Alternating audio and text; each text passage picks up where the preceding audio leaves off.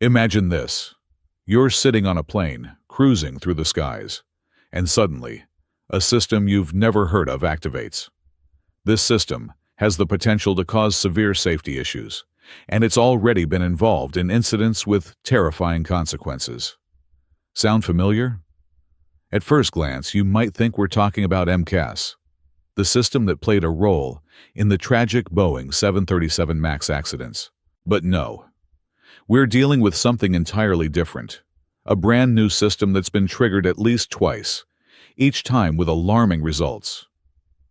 I could easily let this slide, as many in aviation do, but after the tragic lessons learned from MCAS, I can't stay silent.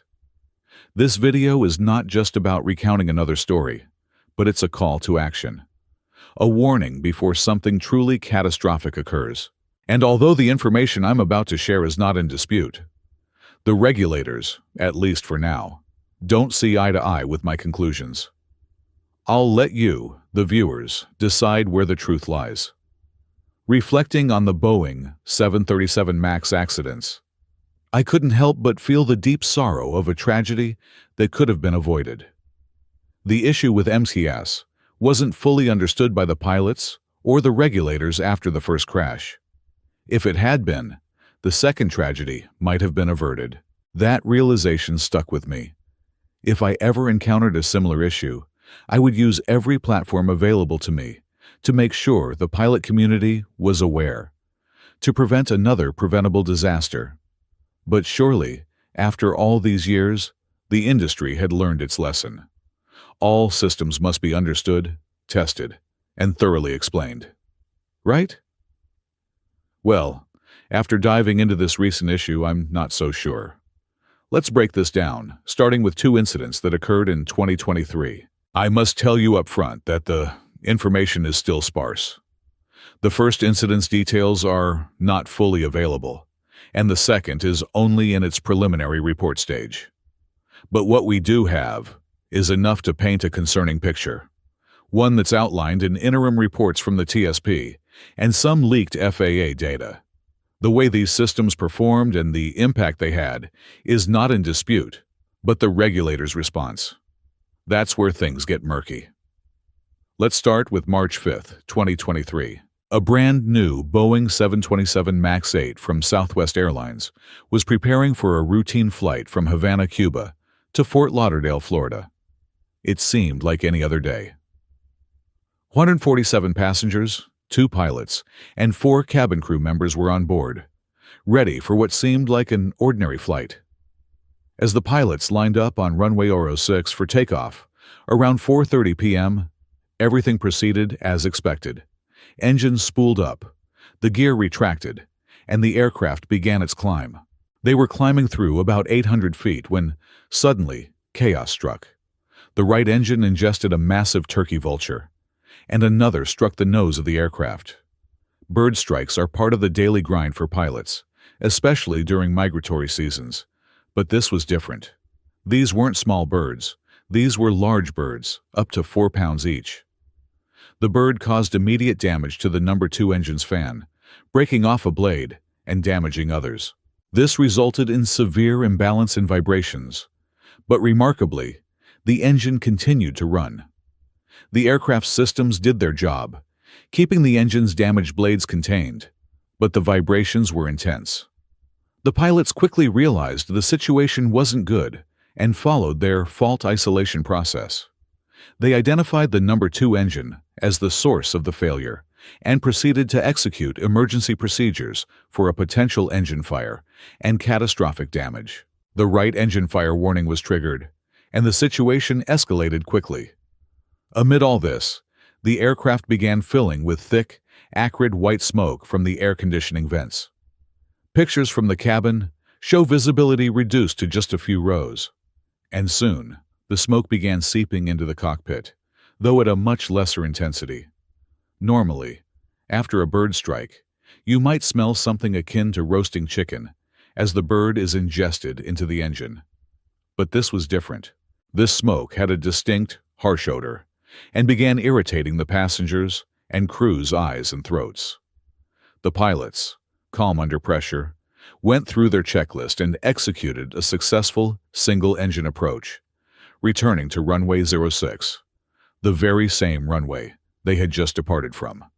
Now, let's step back and look at the technical data behind this incident. The engine in question, the CFM LEAP 1B, has been certified to handle bird strikes of this size. The bird, weighing about 3 to 4 pounds, was within the engine's certification requirements. However, the damage caused by the bird's ingestion was severe enough to trigger a series of cascading failures. The question we must ask is, why did the engine perform in such a way that the pilots had to take emergency action?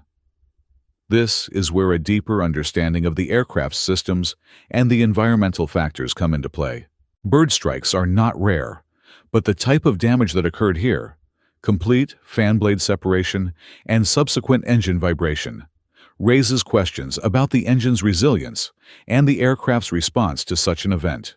We've seen similar scenarios in other aviation incidents, where bird ingestion led to engine failures, but this one had a unique twist: the unanticipated presence of white smoke in the cabin, a result of engine oil burning and other factors that are not immediately obvious to the crew. This brings us to a larger issue.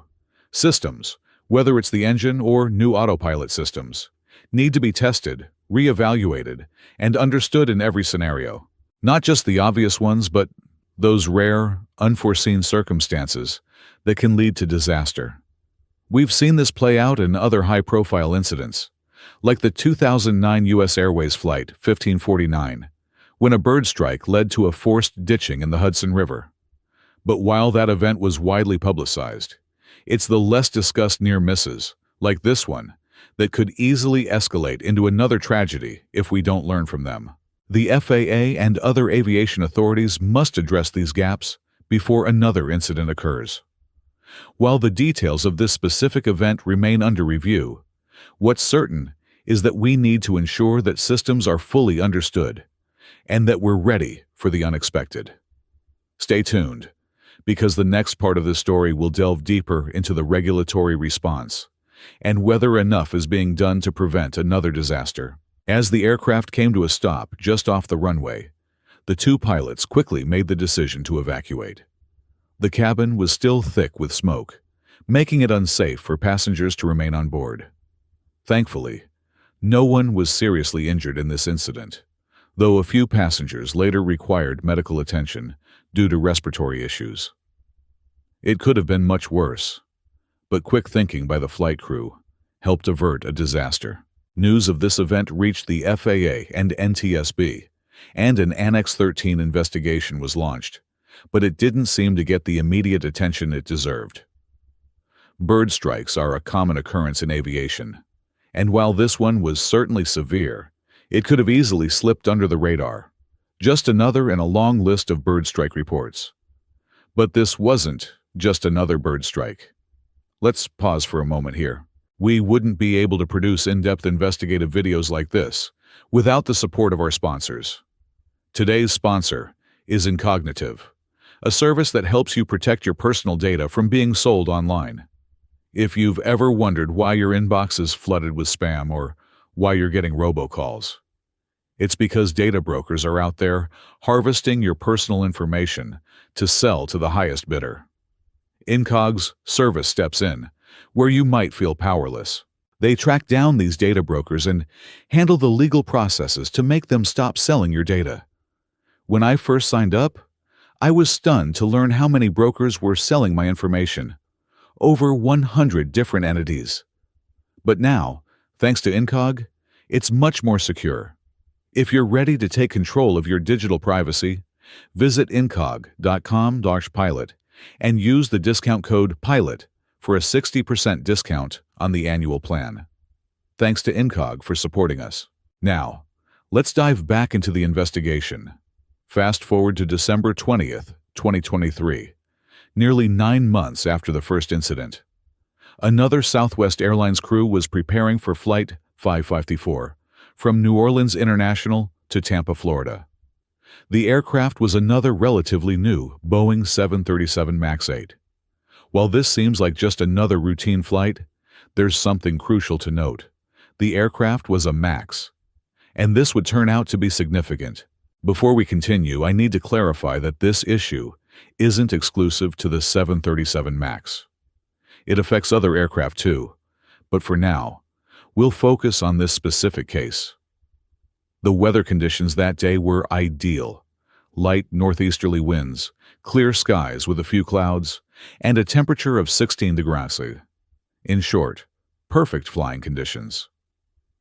The crew was ready for a smooth flight, and there were 133 passengers and 6 crew members on board. The captain was set to be the pilot flying on this leg. After completing their pre-flight checklist, the pilots requested pushback clearance from the New Orleans ground controller. Once the engines were started, always a process that takes a bit longer on the 737 MAX, the aircraft began its taxi towards runway 11 for departure. All pre-takeoff procedures were completed per standard operating procedures, and at 14:14, the aircraft received its takeoff clearance. Now, before we go any further, let's talk about the engines that would play a pivotal role in this story, the CFM LEAP-1B engines. As many of you know, the Boeing 737 MAX is known for being more fuel efficient than its predecessor, the 737NG.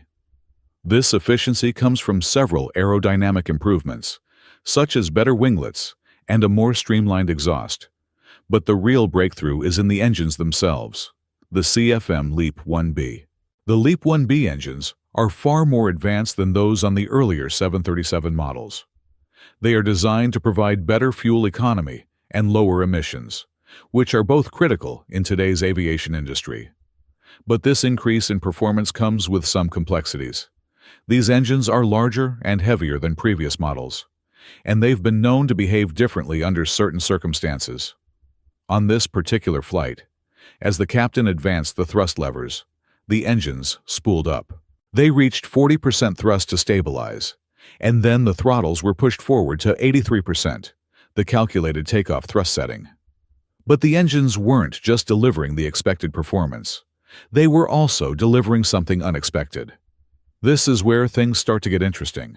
The performance of these engines, combined with other factors in the flight systems, would soon play a crucial role in what happens next. What we can see here is a subtle but important shift in how modern engines interact with the aircraft systems, and how small, unexpected factors can lead to big problems in flight safety. When things go wrong, even a tiny anomaly in engine performance can escalate quickly, just as we've seen in previous incidents involving high-performance engines and complex flight systems.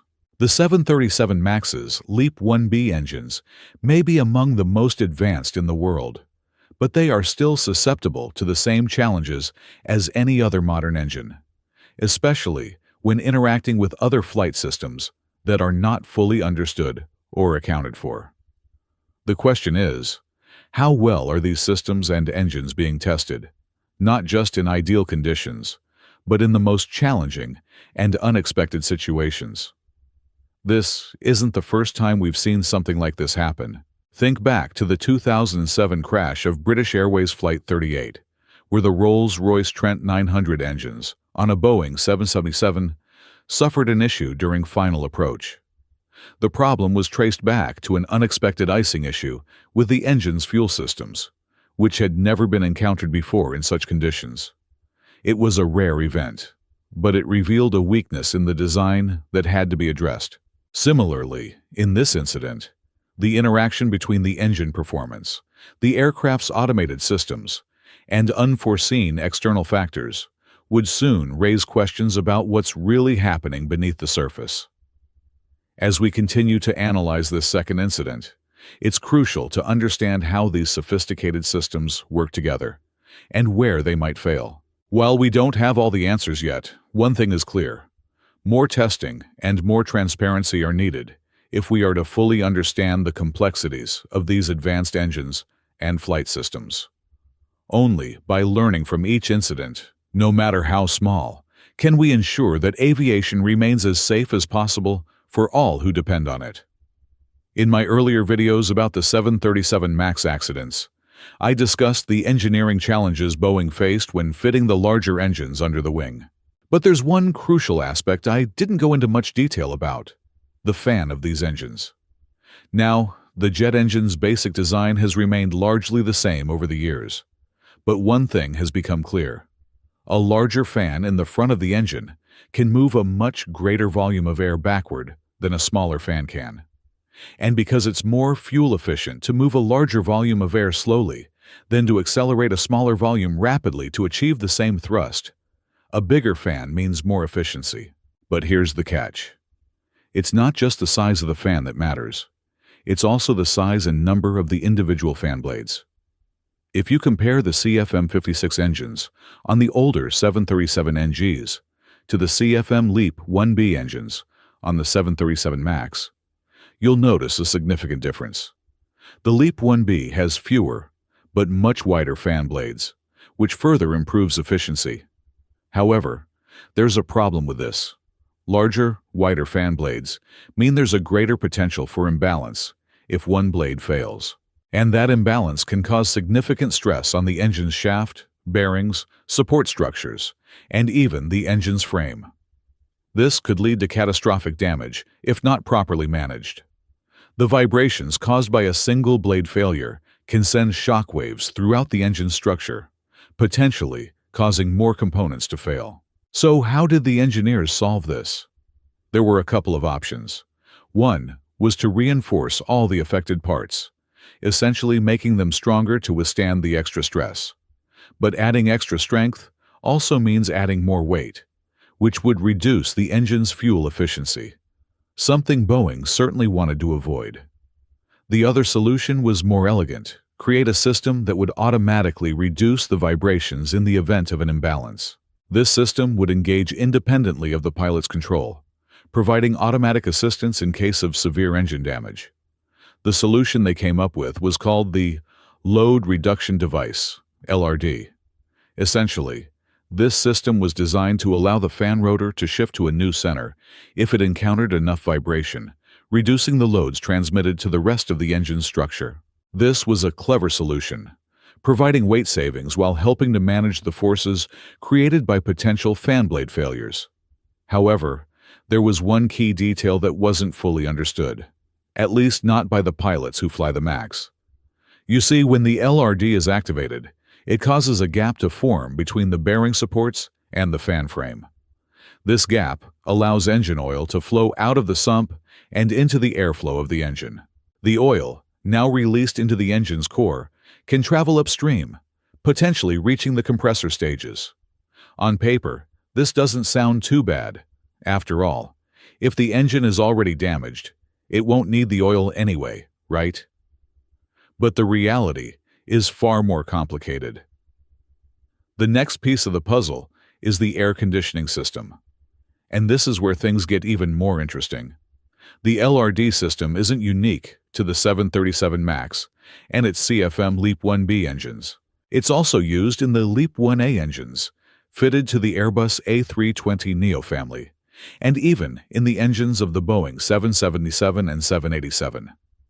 But it's in the 737 MAX where the design of the air conditioning system makes the release of oil particularly problematic, as we'll soon see. Let's return to the Southwest Airlines flight in New Orleans. After a normal and uneventful takeoff, the aircraft had reached an altitude of around 800 feet when the captain suddenly spotted something dark pass by the left-hand window. Within moments, the pilots heard a loud thump, followed by severe vibrations. The number one engine suffered a complete loss of thrust, and a fireball warning illuminated. The fire handle on the left side lit up as well. In an instant, the captain took quick action. His instinct was to push the aircraft to the right, to counteract the yaw caused by the engine failure. At the same time, he called for the emergency checklist, specifically the engine fire, severe damage, or separation checklist from the quick reference card. These actions, swift and decisive, were vital in ensuring that the situation didn't spiral out of control. But what exactly went wrong? The first key issue was the immediate loss of thrust from the number one engine. The vibrations caused by the imbalance likely led to a catastrophic failure of the engine's components. Coupled with the activation of the LRD system and the resulting release of oil into the engine core, it was a perfect storm of failure in a critical component. The problem was not just a bird strike. It was the failure of a system designed to prevent further damage. A system that didn't account for the chain reaction triggered by a fan imbalance. And that's where the lessons from this event tie back to previous incidents, like the 2009 Air France Flight 447 disaster, where complex systems failures combined with environmental factors led to a tragic outcome. In this case, however, the flight crew's quick response was the key factor in preventing an even worse outcome. The question remains, though, how many more flights will rely on a system that's not fully understood or accounted for by the people flying these machines? This isn't just a question of system failure. It's about the broader implications of complex technology that isn't fully tested in all scenarios. We've seen similar issues before with other advanced aircraft systems, like the 787's fuel delivery problems. With the 737 MAX, it's not just about bird strikes or the immediate failure of components. It's about how those failures cascade through the aircraft's complex systems and affect the safety of everyone on board. The bottom line here is that while engineers and manufacturers are designing ever more advanced systems, those systems must be tested and fully understood in real-world conditions, not just in the idealized tests or in simulations. If we don't address these gaps, we risk finding ourselves in situations where a seemingly minor issue snowballs into a much larger disaster. As the first officer worked through the checklist, the situation in the cockpit became increasingly dire. Intense, acrid, white smoke began to rapidly fill the cockpit.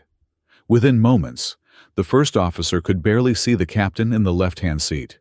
He immediately called out, "Masks!" Both pilots then quickly reached for their oxygen masks, pulling them out of their storage boxes and donning them as fast as they could. The crew oxygen masks in the cockpit are designed for quick use with just one hand.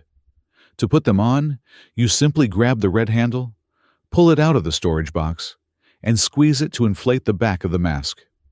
This makes it easier to place the mask over your head. Once the handle is released, the mask contracts and seals tightly around the face. The pilot can then adjust the settings, either normal, which mixes outside air with 100% oxygen, or emergency, which provides 100% oxygen under positive pressure. The latter setting is vital when smoke or fumes are present, as it ensures the pilot gets the purest air possible, regardless of the surrounding conditions. While these masks are designed for one-handed use, there are some complexities. The pilots would first need to remove their headsets, don their masks, and then replace their headsets, something that often requires both hands. If they wear glasses, this becomes even more difficult. Getting the headset back on and ensuring communication is clear is a time-consuming process. And when you're in a rapidly deteriorating situation, every second counts. But despite the challenge, the pilots managed to get their masks on and establish communication. Now, the first officer could continue executing the checklist. But this was where the next problem arose. The smoke was so thick that the captain could barely see his colleague in the right seat. Worse, he couldn't even see his own instruments clearly. The only thing he could make out was the head-up display, HUD, which was fortunately still visible. However, HUDs aren't standard on the 737 MAX, and even when they are fitted, they're typically only available in the captain's seat, not the first officer's. This presented a unique challenge, as the first officer had no HUD to rely on, and communication with the captain became even more critical. So, what was going on? It turned out that the aircraft had collided with a large, female bald eagle, which had severely damaged the fan blades of the left engine.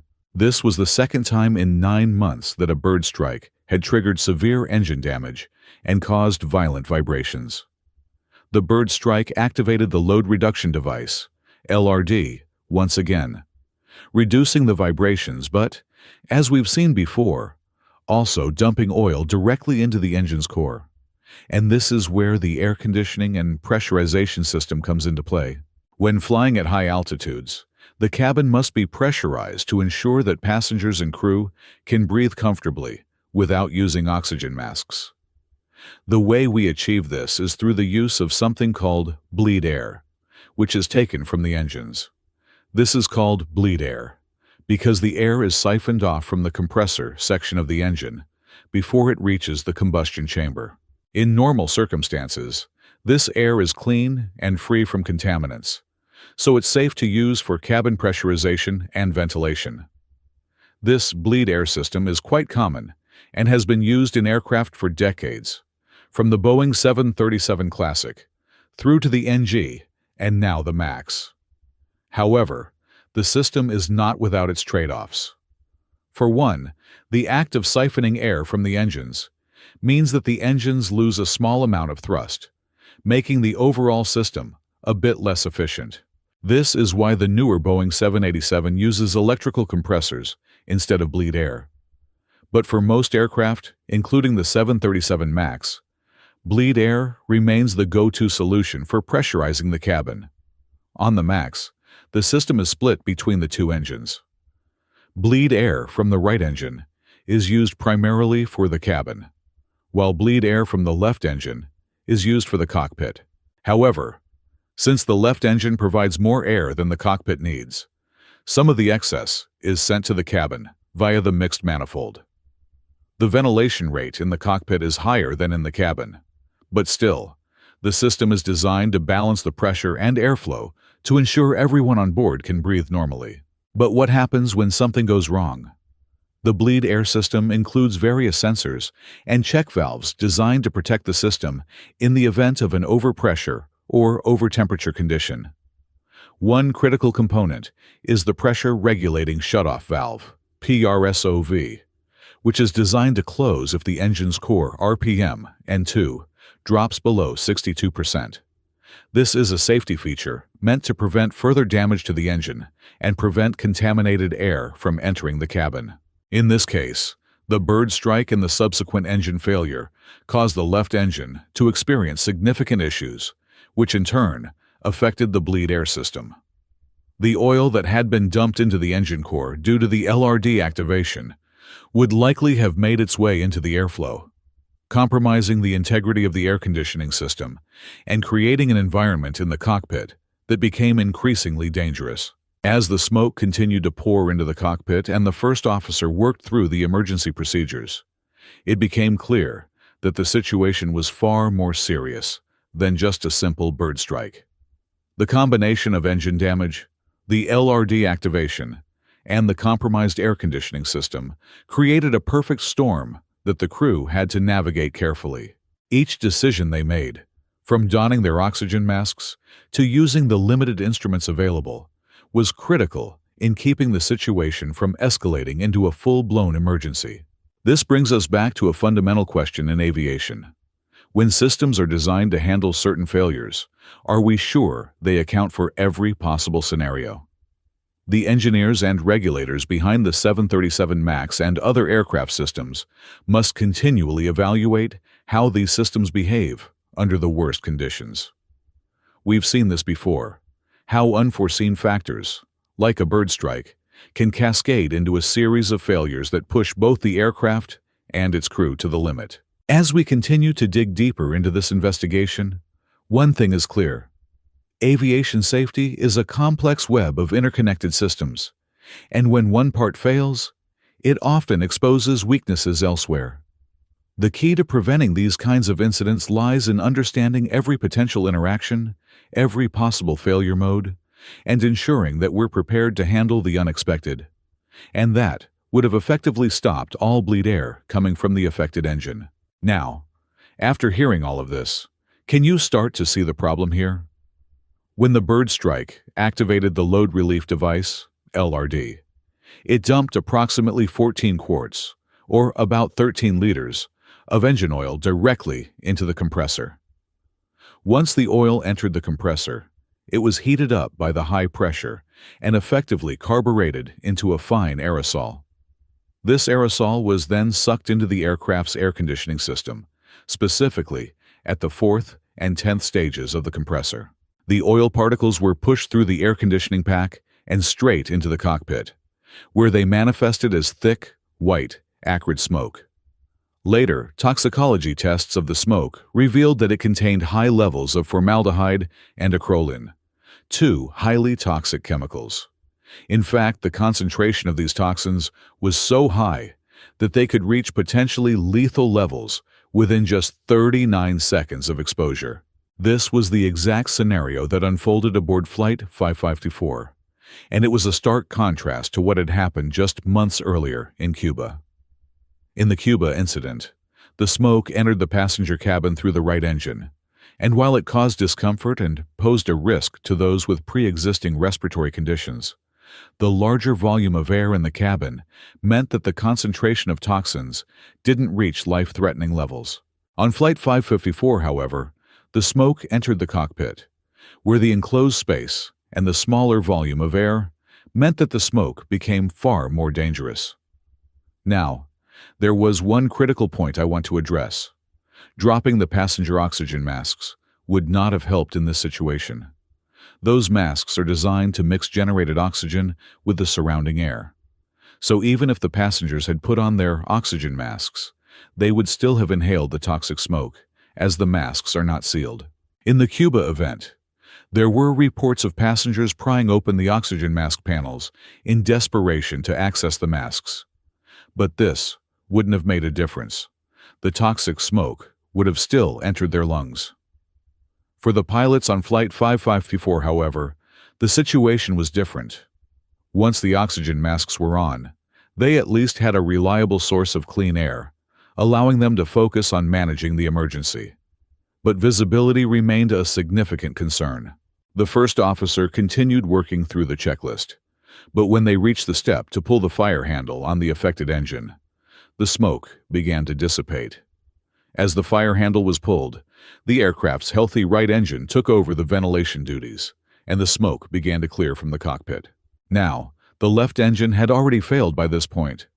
The core RPM had dropped below 62% within 16 seconds of the Eagle strike, which had caused the pressure-regulating shutoff valve, PRSOV, to close, cutting off the bleed air from the left engine. By the time the fire handle was pulled, nearly 2.5 minutes had passed, so the smoke had likely started to improve on its own. But if the engine had continued to run, as we saw in the Cuba event, the situation could have been much worse. Once the checklist was complete, and the pilots felt they had the situation under control, they declared an emergency to air traffic control, ATC. Audio recordings from ATC show the pilots requesting that all available rescue vehicles be dispatched to assist with the landing. The captain then made a public announcement to passengers, advising them that they would be returning to the airport and that emergency vehicles would be waiting on the runway. This is an important step in calming nervous passengers, as the sight of emergency vehicles can often cause undue concern for those who aren't familiar with the situation. Despite the chaos in the cockpit and the complications from the smoke, the pilots and cabin crew did an excellent job in managing the situation. They completed their checklist, briefed the approach, and successfully executed a single-engine visual approach into New Orleans. Now, flying a visual approach with oxygen masks on is far from easy, because the masks significantly restrict peripheral vision. But it's also the fastest way to get down to the ground when you're dealing with limited visibility. After a smooth landing, the cockpit environment had cleared enough for the crew to taxi the aircraft to the gate, and passengers were able to disembark normally. This was a positive outcome given the severity of the situation, but I can't help but wonder about the long-term effects of inhaling that toxic smoke, especially for the pilots. We'll hopefully learn more about that in the final report from the TSB, and I sincerely hope the pilots are okay. However, this is where the story takes a strange and potentially dangerous turn. Initially, nothing much happened in the wake of this incident, but around 10 months later, the FAA finally opened an investigation into the events. By then, Boeing had already issued a bulletin to pilots, explaining the LRD system and advising that any engine failure accompanied by smoke should be treated as severe damage. This bulletin was likely prompted by concerns over incidents like the one on Flight 554, but it raises a bigger question. Why did it take nearly a year for the FAA to respond to a scenario that had already resulted in a serious emergency? This delayed reaction is troubling, especially when you consider the potential danger posed by systems like the LRD, which are designed to prevent damage, but can inadvertently create new risks that aren't fully understood or communicated to the pilots who need to manage them. The question now is, how many other planes might be flying with this system in place, unaware of the hidden dangers it might pose under certain conditions? The bulletin from Boeing outlined several important steps pilots should take in the event of an engine failure involving smoke. It emphasized the need for rapid, methodical execution of memory items, including the donning of oxygen masks as necessary. The document didn't change any existing procedures, but reinforced the training that pilots were already familiar with, ensuring we had a clear plan of action. The FAA initially appeared to be proactive, launching an investigation into the incidents involving the Load Relief Device (LRD) system. Upon review, the investigation team discovered that the LRD, which was already certified for use on various aircraft types, had an unfortunate side effect. When activated, it could dump engine oil straight into the compressor. This oil, when heated, would turn into an aerosol that was drawn into the air conditioning system and pumped into the cockpit, creating toxic smoke that could pose a serious risk to flight crews.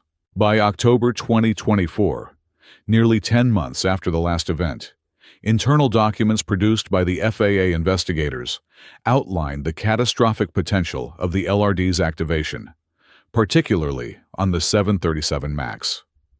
They raised serious concerns about the speed with which the cockpit could be filled with toxic smoke, which could make a dangerous situation far worse.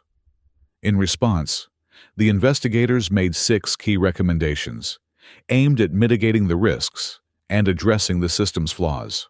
The first recommendation was focused on immediate action, requiring all Boeing 737 MAX aircraft to perform takeoffs with Pack 1, pressurization air conditioning 1, turned off. This precaution was necessary to prevent the cockpit from being flooded with toxic smoke in case of an LRD activation. Pack 2 could still pressurize the cabin, and if neither Pack 2 nor the APU bleed were available, the aircraft would be grounded. While this might cause some inconvenience, pilots overwhelmingly preferred this precaution over the risk of facing another toxic smoke incident in the cockpit.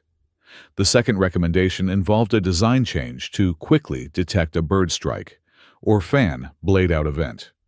This change would ensure the automatic closure of the affected engine's PRSOV, pressure regulating shutoff valve, or trip the associated air conditioning pack. The goal was to close the valve as rapidly as possible, and from the information available, this could be done via a software update without the need for hardware modifications. The third recommendation called for a comprehensive review of all new design features on the 737 MAX to ensure that any new systems, like the LRD, were fully explained in the pilot manuals. This was a critical step, as the LRD system's activation, effects, and risks had never been properly communicated to pilots, similar to the lack of understanding about MCAS that had led to the tragic 737 MAX crashes. Proper training and manual updates were needed to ensure that pilots could handle these systems confidently and safely. The fourth recommendation addressed a mistake in Boeing's initial bulletin, which suggested that they were still investigating why the oil spill occurred. However, their own internal reports had clearly explained that the oil spill was an expected consequence of the LRD activation, even though the bulletin had created confusion about the situation. This needed to be corrected to provide pilots with accurate and actionable information. The fifth recommendation proposed replacing the current oxygen masks in the cockpit with a new single goggle and mask design. About 15% of the 737 MAX fleet was still using the older mask system that required separate goggles, which exposed pilots' eyes to the irritating and toxic smoke for longer periods. Switching to a single mask design would reduce exposure time to the hazardous fumes and provide better protection for the crew. Finally, the sixth recommendation urged Boeing to reassess the likelihood of LRD activation. During the aircraft's certification, Boeing had expected a maximum of 1 LRD activation per year. However, as evidenced by the two major incidents just 9 months apart, this assumption was clearly flawed. The FAA needed to reconsider Boeing's certification process to ensure these systems were designed to handle more frequent events. From a pilot's perspective, these recommendations were not just reasonable, they were necessary. The safety of the crew and passengers depends on the effective implementation of these changes, ensuring that systems are well understood, properly tested, and adequately communicated. These steps would help prevent similar incidents in the future and improve the overall safety of the 737 MAX. If there's one lesson we should all have taken away from the 737 MAX accidents, it's that it's better to prevent a risk from happening in the first place than to assume pilots will always react in a certain way and just inform them through a bulletin.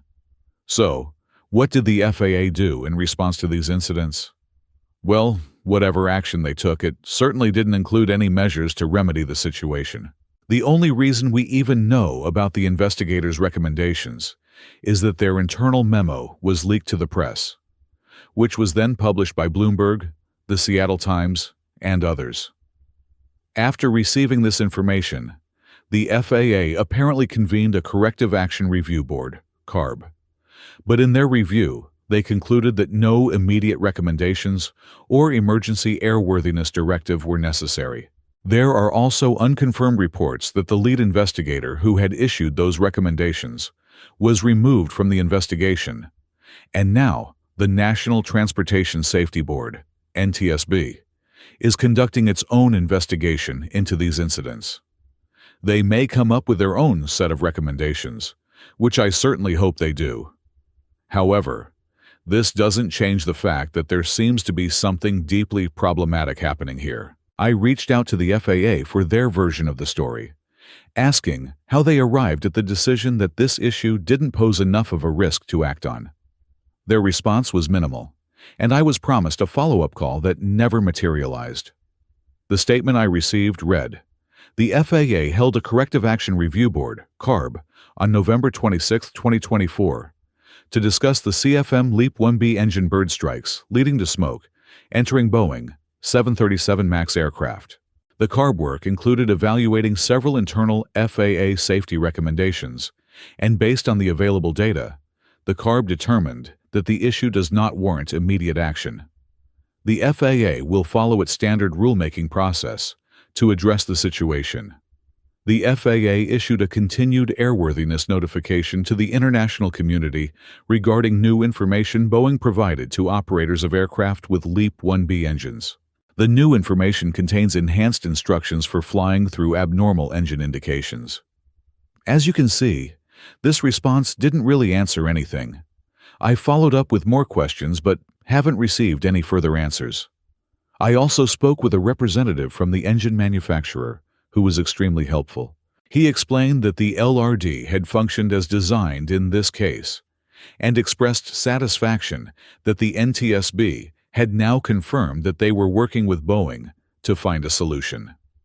Interestingly, the European Union Aviation Safety Agency, EASA, participated in the FAA's CARB and agreed with their conclusion, which only adds to my bewilderment. If you're still not disturbed by this and perhaps even agree with the FAA's assessment that this isn't an urgent issue, let me take you through an alternative sequence of events, one that I hope will make both you and the FAA understand why I'm making this video.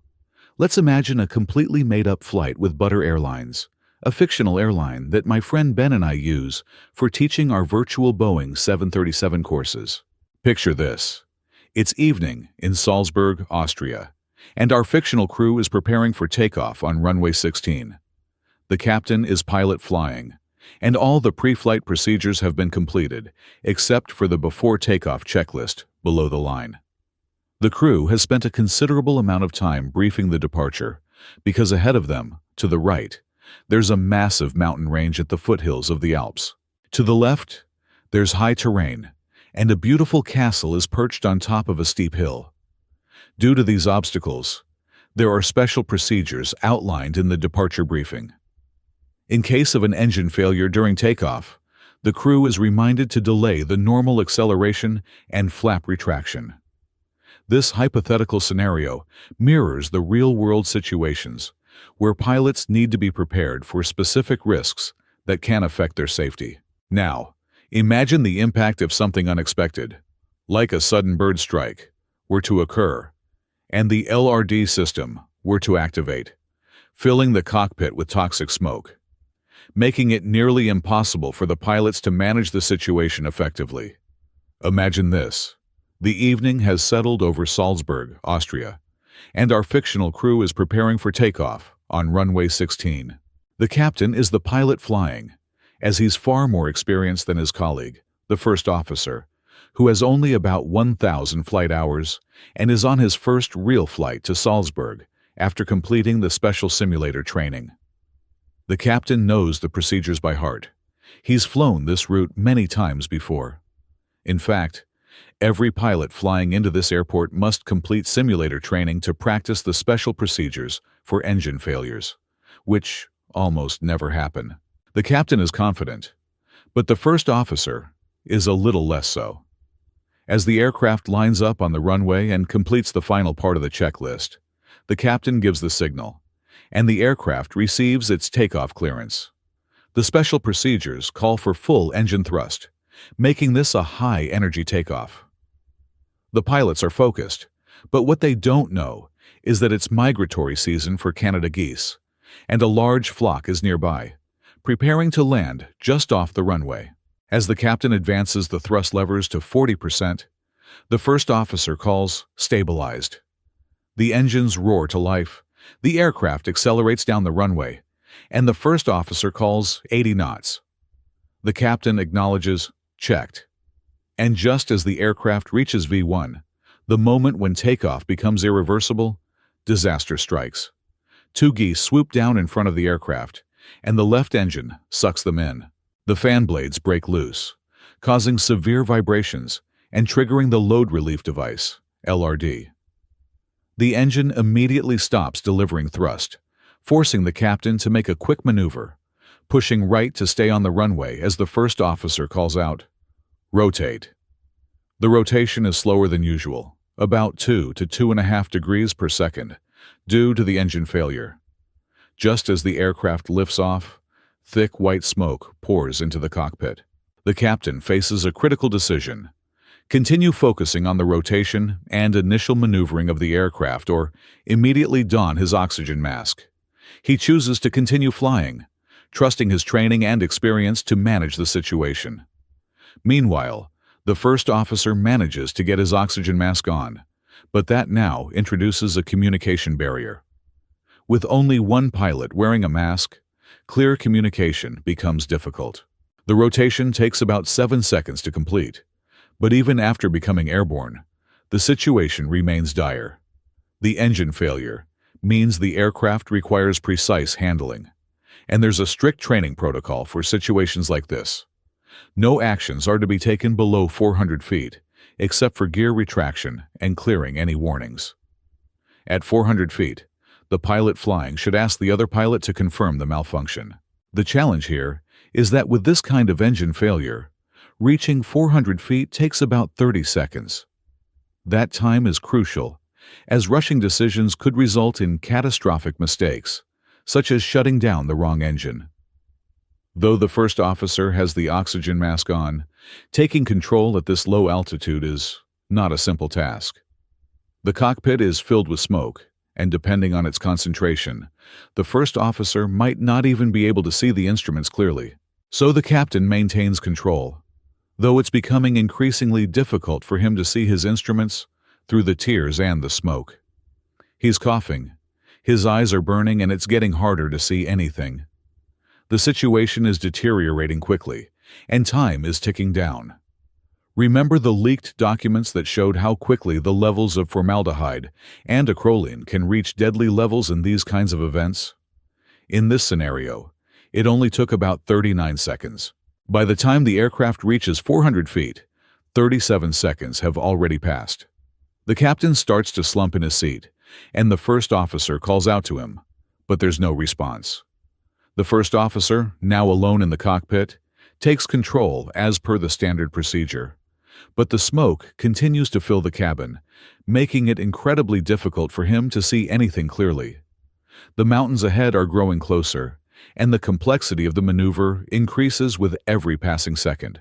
The first officer is now faced with flying the aircraft, managing the emergency, and trying to remember all the emergency checklist items for a severely damaged engine, all while smoke continues to pour into the cockpit.